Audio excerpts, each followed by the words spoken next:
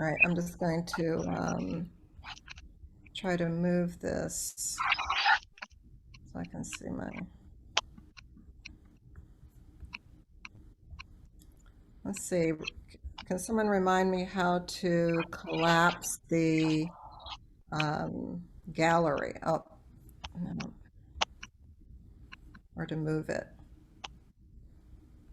There should be a view option in your top right-hand corner where you can change the view. No, I can't seem to find it. Okay, well,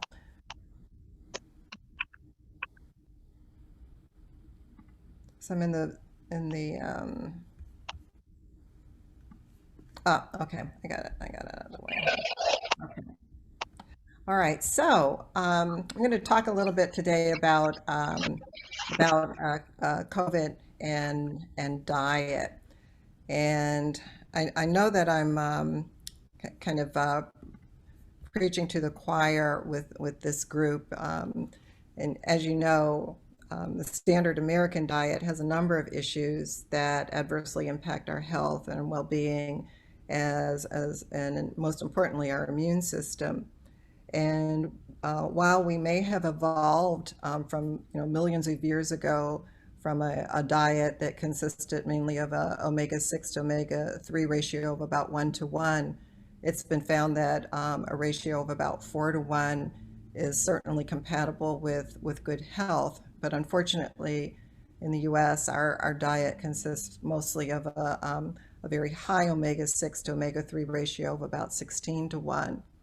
The food that's grown in this country through farming techniques, through husbandry techniques, tends to be micronutrient deficient. And we also have a diet that's high in animal protein, refined carbohydrates, and emulsifiers, artificial flavors, and preservatives and sweeteners that and all of these things tend to negatively impact the microbiome. Too much omega-6 tends to increase the production of pro-inflammatory mediators. So diet has certainly been shown to impact health, and a lack of good nutrition is basically a problem. So we are basically a country of overly fed and somewhat underly nourished people.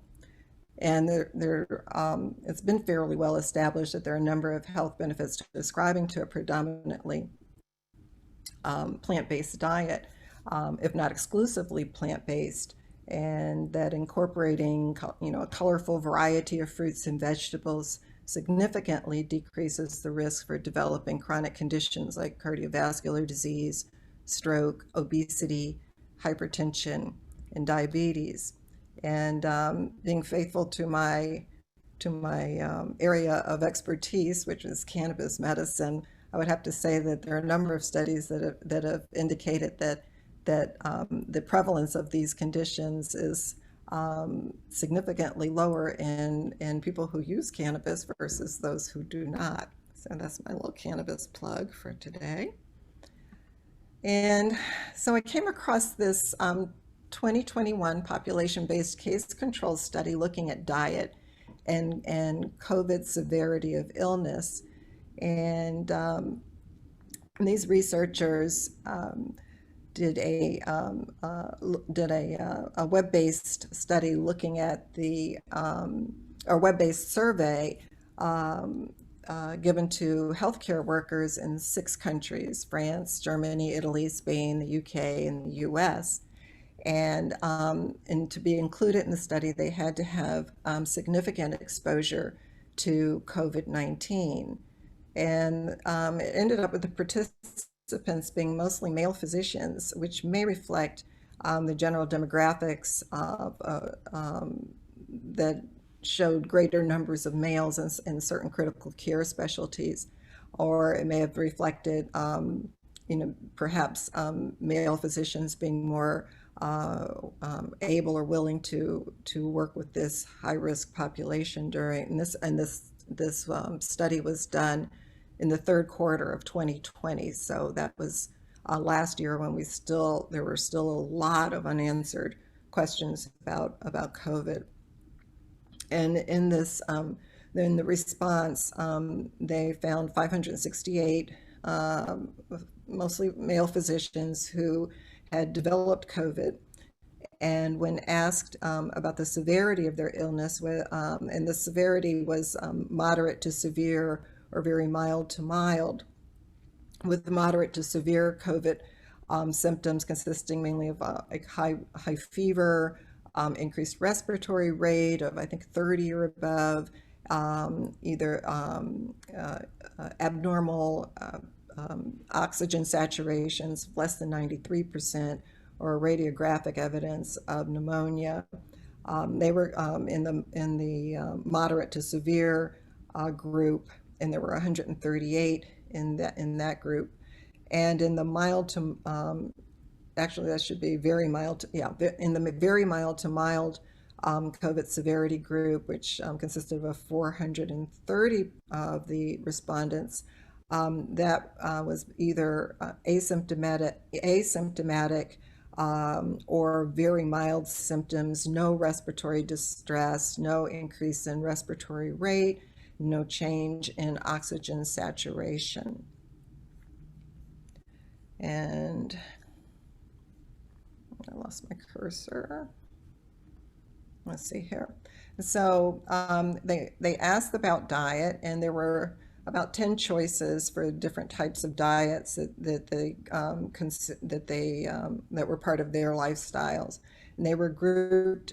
They grouped the first three: the whole foods, the plant-based diet, and vegetarian diet, into a single group called plant-based diet, and then the others, which included the Mediterranean diet, which is rich in vegetables, but with a fair amount of animal protein, and pescatarian diets, of course, are for those who eat fish. Low-fat diet, a Paleolithic keto, and the low-carb and high-protein diets, which were more in keeping with maybe the Atkins or keto or modified keto style. And those were all placed in a group called non-plant-based. And so, looking at the foods that are the dietary intake in terms of times per week, you could find a statistically significant difference in the number of vegetables, legumes, and nuts, which were significantly higher in the plant-based diet group versus poultry, red meat, processed meats, and interestingly, sugary drinks and alcohol, which were statistically significantly higher in the non-plant-based group. And after adjusting for confounders like age, body mass index, actually none of the participants were over a BMI of 25, I believe, which is fairly normal. They looked for smoking and other underlying medical conditions. They found that the participants who followed a predominantly plant-based diet had a 73% decrease in odds of developing moderate to severe disease, that the pescatarians had a 59% decrease risk of developing moderate to severe disease, and that the low carbohydrate, high protein diets, actually those respondents were almost 4 times more likely to have experienced moderate to severe disease. Let's see.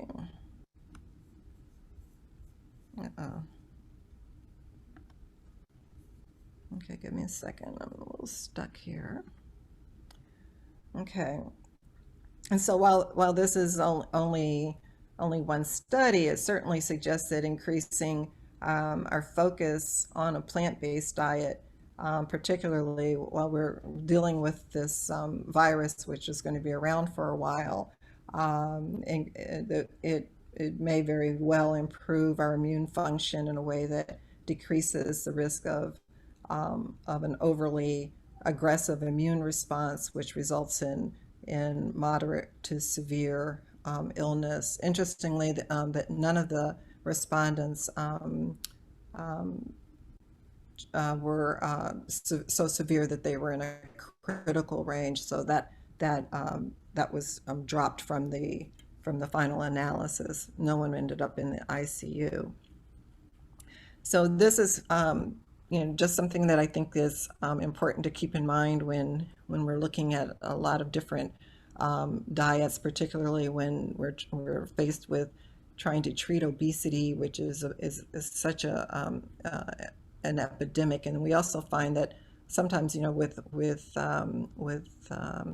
weight loss, that there are just some patients who do well in terms of jumpstarting a weight loss program with a keto or modified ketogenic diet.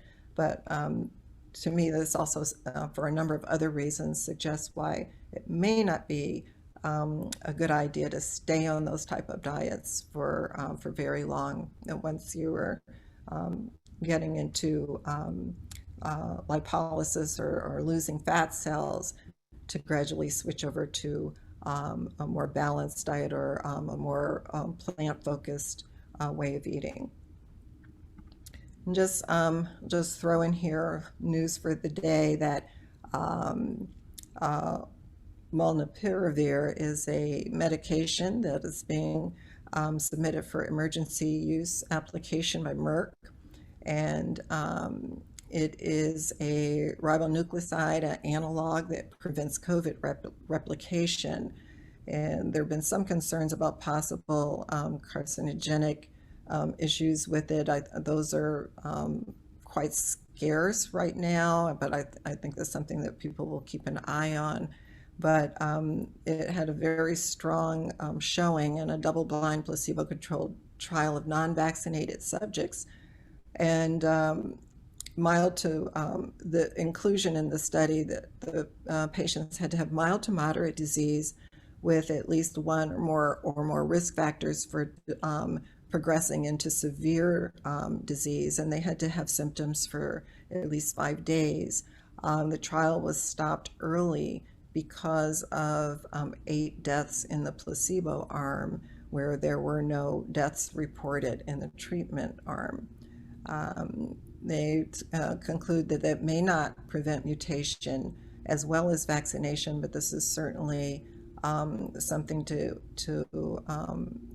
that perhaps will be offered, especially to people in areas where vaccines are not as readily available or affordable. And they were also looking for an application for lower cost formulation, so that it may be available for people in countries where they're not able to get vaccinated. And they're also looking at using this medication as a possible post-exposure prophylaxis. So more of that to come. Pfizer and Roche are also working on a very similar medication. And then just to, there's been a lot of talk right now about boosters, and the message is to stay in your lane. If you start it with Pfizer, stay with Pfizer. If you start it with Moderna, stay with Moderna. I don't know that J&J was readily available in this area. Pfizer has been approved for a booster. Those who should get it are those over 65 years old, if they're 18 years old and in long-term care, and patients 50 to 64 with underlying medical conditions. And you can get it, or maybe recommended, if you're 18 to 49 with underlying medical conditions, or in the 18 to 64 year age range with high-risk occupational exposure, particularly for healthcare providers. Moderna, J&J is it hasn't had the greatest efficacy in preventing hospitalization and severe illness, and it has not yet been approved for a booster, but it's probably going to be. And Moderna, it's iffy because the efficacy is so good with the Moderna in preventing hospitalization that they may not recommend a booster for the general public, or they may decide on a 50% booster for those who are over 65 or who are immunocompromised.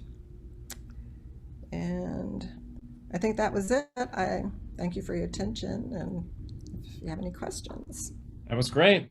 Thank you, Dr. Frye. Linda had a question for you about the participants or respondents get the vaccine. Linda, you may want to unmute yourself and ask, because I'm not exactly sure what that now relates to. What I was asking about the first group that you talked about, the diet, were those respondents and participants, were they vaccinated before the study? No, this study was done in 2020, and the vaccines weren't available then. So I didn't know that. The third quarter. Yeah, this was like, I think, July through September of 2020 that they did. Okay. Thank you. Sheila, do you want to unmute yourself and ask? I see you have a hands raised. Yes, I do. I want to ask Dr. Frye, when people say plant-based, is that a percentage amount of plants that you should be eating every day? It's just a salad here and there. I mean, don't you have to eat a certain amount of plants to make it effective as a plant-based diet? And if you eat a certain amount of plants, but maybe on the weekends or here and there, you're eating like fish or something, is that still a plant-based diet? I would say the latter is yes. If you're taking in, let's say, 8 to 10 servings of vegetables and fruits a day, and eating beans and grains, and getting mostly your protein, most of your nutrition from plants, with an occasional salmon or fish, or even if it's on your birthday, you might have, I don't know, a steak, but if you're generally using plants as your main source of nutrition, generally speaking, that's considered a plant-based diet. It doesn't mean that you're vegan or even vegetarian. There are vegetarians who eat mostly vegetables, legumes, and nuts and seeds, but they may have an occasional, animal product, but it's the exception, not the rule, in their diets. So when you said the 8 to 10 cups, that's what we really should be striving. What did you say? I said 8 to 10 servings. And serving. Yeah, serving would be a half a cup of cooked, and not overly cooked, and 1 cup of raw. So that's how we measure the servings. And we recommend, even if you're a meat eater, you probably should be getting those numbers of servings of fruits and vegetables, because of the micronutrient depletion, because of the way these foods are farmed. They don't have the micronutrients that your grandfather's lettuce and tomatoes had, so you want to eat more of them, and the more organic the better, because you also don't want to increase your ingestion of pesticides. And a lot of the pesticides, the fertilizers, the things they use in growing will negatively impact even not only the immune system, but the endocannabinoid system.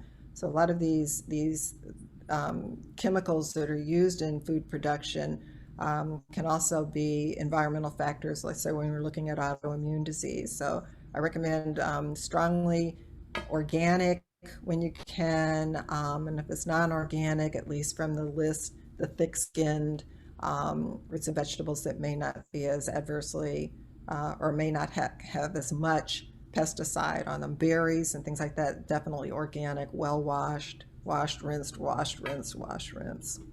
A lot of pesticides. Dr. Frame actually put the formal definition in the chat. It's 51+% plants in the diet. I guess that means by weight, I'm assuming. And Ms. Parker asking if you can send us a link to the study, Dr. Frye. Yes, it's in the British Medical Journal, and I'll put the link in the chat. Great. Well, we are looking good on time. We can probably take a couple more questions. I actually have a question, but I was holding it off, and it's unrelated to the talk. But since Dr. Frye is a pediatric expert, I thought I'd ask. there was a really interesting article today in Walks that pop up in my newsletter that basically saying, sure, kids vaccine, that's fine, but it looks like that the mortality from COVID for kids between ages of 1 to 12, so the ones that cannot qualify for the vaccine, has been extremely low. And even though there has been spike in total number of cases after Delta got introduced, but mortality and severe illness remains very low.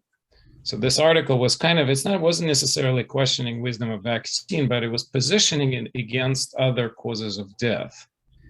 And it was pretty striking because basically flu still kills more than twice kids a year, and something like car accident kills about 50 times more, because there's only been 200 deaths in pediatric population at that age group since the onset of the pandemic. So it's a very small number.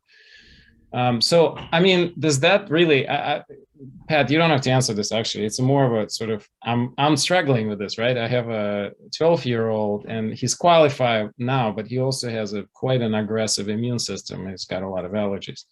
And so I'm seriously debating whether I'm going to give him a vaccine or not, based, especially now after reading something like this.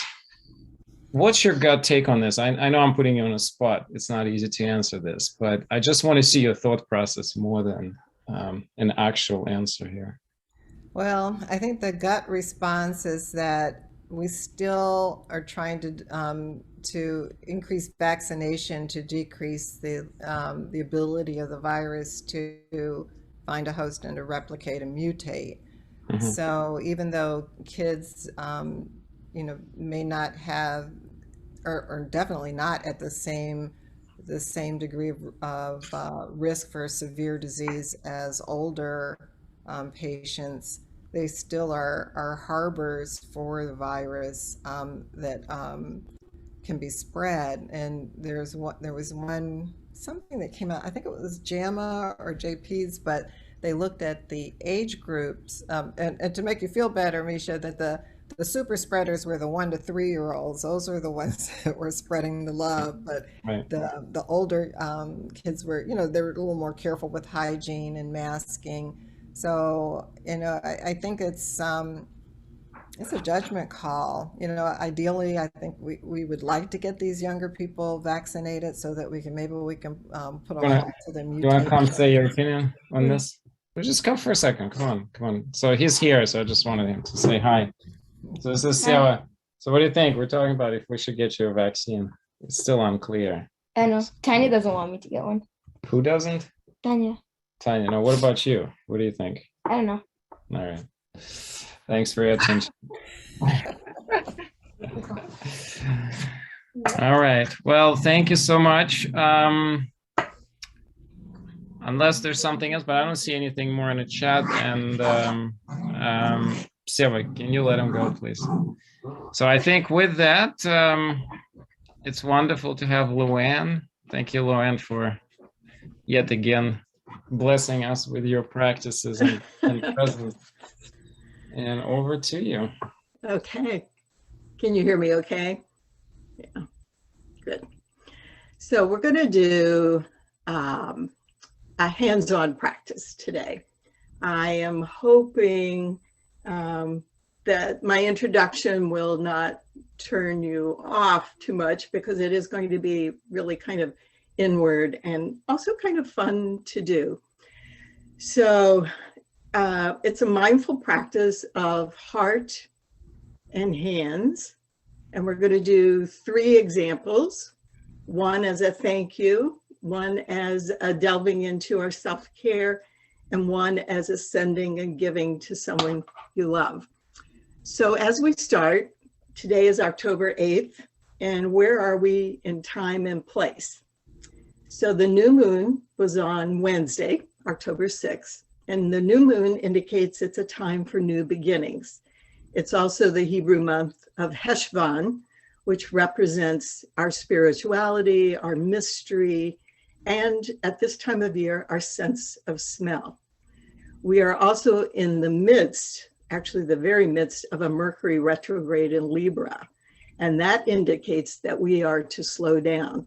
All these technical issues that we have sometimes is really about the need to just drop back and reflect and to look to see who and what is in our life and why. And furthermore, it's the element metal and lung energy, the Chinese 5-element healing system, representing letting go of grief and sadness and breathing in inspiration and forgiveness as a letting go. So given where we are in this moment, I want to teach you an inspirational way to tap into our heart's connective and loving energy and to create a physical representation of our thoughts and intentions. It's a practice of movement in order to come to rest, for it is in this move towards stillness that we uncover the hidden. So I first did these kinds of drawings to support a friend who had just lost her husband to sudden death. And this was about 25 years ago. He died suddenly in their bedroom, and she was having great difficulty returning to live in her home. She came to stay with me for a week or two. We did a lot of Reiki together. And then when she went home, I just decided I was going to put my hands on a piece of paper, trace my hands, and just send as much loving, healing energy as I could. And I did this for, I don't know how many minutes or how many times I did this, but then I folded it up and mailed it to her. And a few weeks later, she let me know that the moment she unfolded it, she was flooded with a sense of loving presence. And she placed it in the bedroom. And within a few days, she was able to return to live in her house. So that was my first experience doing this, and it was just quite spontaneous. I didn't do this for many, many years in this way, but last month, my cousin lost her daughter to suicide. And it occurred to me to make one of these cards because I couldn't go to the memorial service. It was in another state, and I didn't want to travel there. But my cousin took the card and took it with her to the memorial services and asked people who came to come up to the card and put their hands on to send as much loving intention to her and to her daughter for her soul's journey. I was so surprised that even the rabbi joined in. And then my cousin's 8-year-old granddaughter made her own card for her aunt and decorated it with butterflies and peace symbols. We have these two pictures. Tatiana, I don't know if you can show the picture of the two women at the table.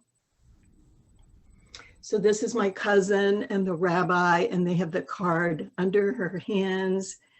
And they also have a couple of crystals on the table and the Siddur, the holy books. And I was just, when she sent me this picture, I was just so happy that it meant something to her, that she really got something from it. And then Tati, if you'll show the second picture. And this is the drawing that her granddaughter made. So she traced her hands, put Aunt Dana's name there, and made her peace symbols and her butterflies. Thank you.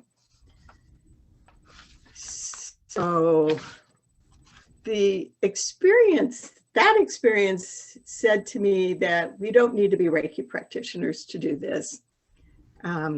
You have all the tools you need in order to do this practice. You have your two hands, you have your heart, and you have your intention.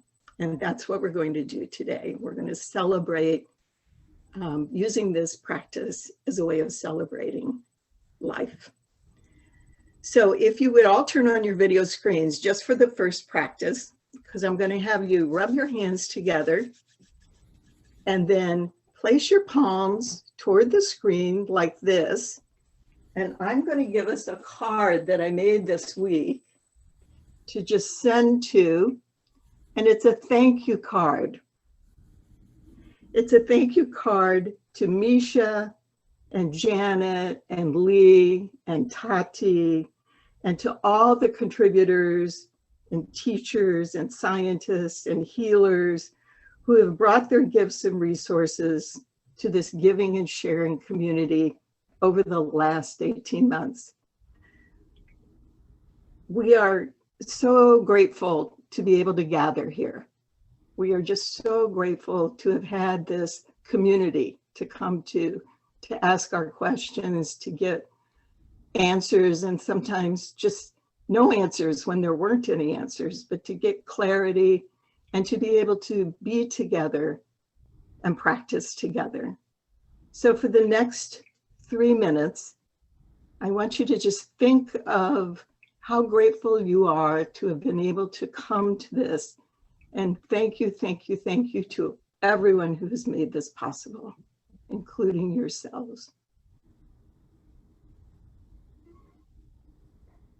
Closing your eyes, breathing into your hearts, allowing the heart to flow down the arms into the hands, and allowing your intention to just fill the screen and beaming it towards all those that you are in grateful appreciation of.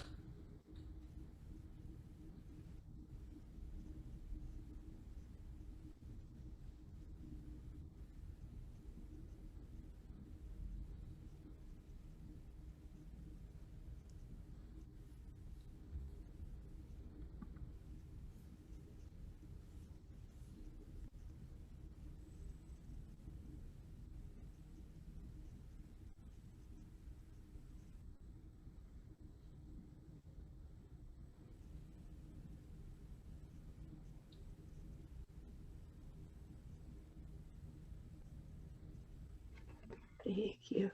I felt that. I felt that.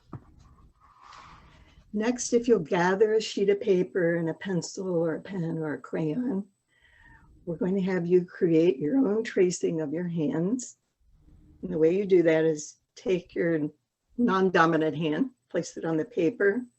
And I like to do open fingers, but you can do closed fingers. It's a little bit easier to do closed fingers, but open fingers, just trace around. And then the other hand, and you're not going to be as coordinated with the non-dominant hand, but that's okay. Just take your time coming around, tracing. And then with that paper in front of you, the second sending is for yourself. And it's to the new moon. It's to new beginnings, who and what is in my life and why, to the power of Mercury retrograde. What do I need to slow down with? What do I need to take time to pay attention to? And what is arising in need of that attention?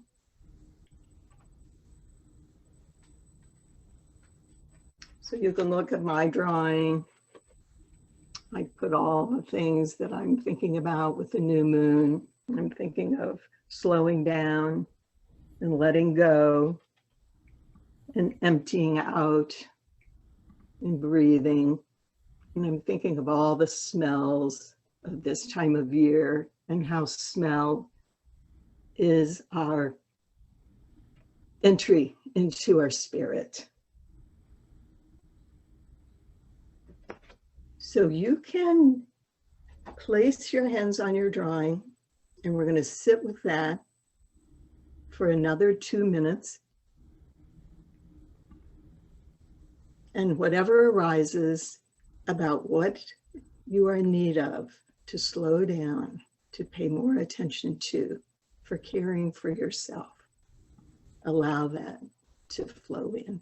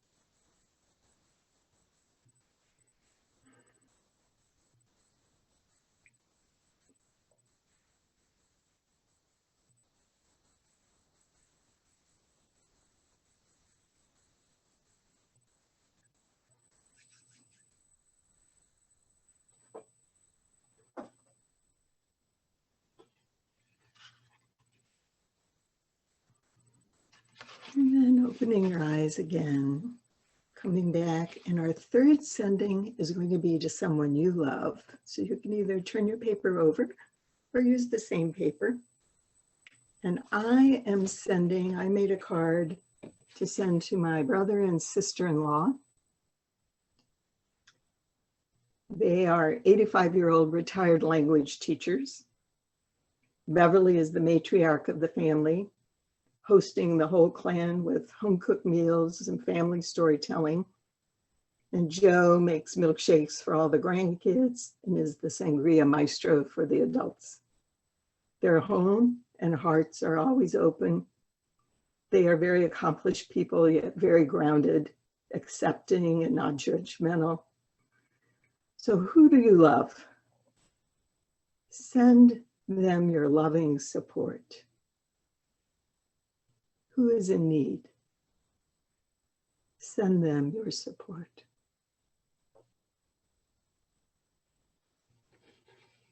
And let's do this last one for 2 to 3 minutes.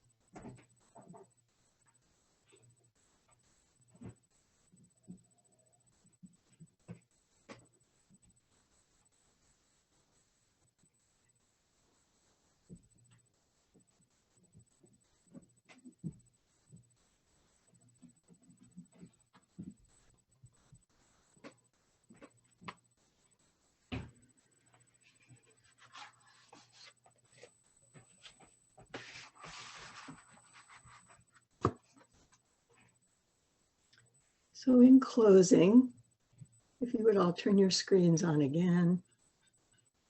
And I'd like us all to just hold hands in one big circle.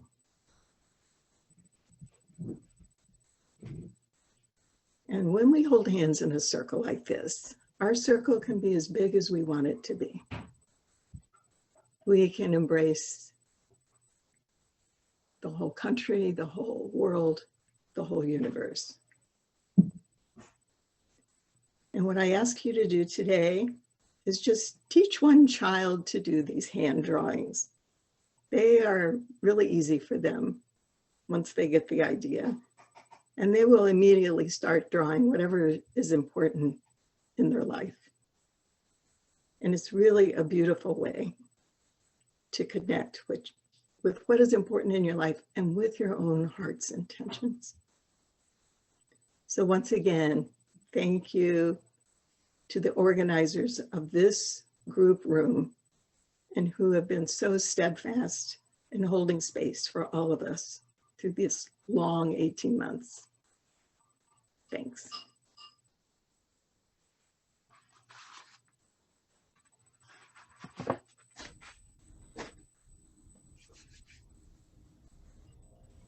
Thank you, Luann.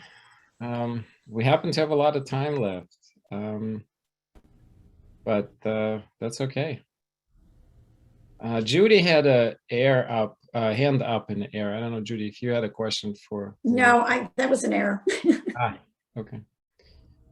But yeah, so if anybody have any particular questions to Luann, if you want to ask anything. Otherwise, everybody enjoy what we often call in Russia a grandmother's summer. That's when the last warm days of the fall occur. And make sure you spend time outside.